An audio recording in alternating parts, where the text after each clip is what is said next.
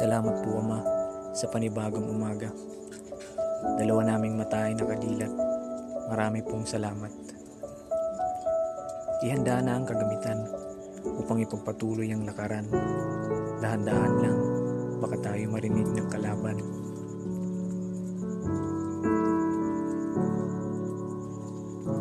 Tingin sa kaliwa at sa kanan, baka mayroong kalabang na nakaabang. Bawat hakbang ay ingatan, baka tayo maunahan. Buhay palagi ang nakataya sa trabahong aming pinasukan. Pamilya ay laging naiiwan, mga anak ay lumalaki nang hindi man lang nasisilayan.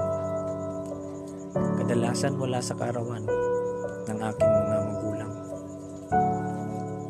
Pero lahat ng yan ay baliwala na lang, sapagkat kami ay mandirigma ng bayan. Mga paaman ay masugatan, tuloy pa rin sa paghakbang, umulan man o umaraw. Kasakit man sa kabundukan, ang hina man ng katawan, tuloy pa rin ang laban. Dahil kami ay may sinumpang tungkulin, dapat naming tuparin.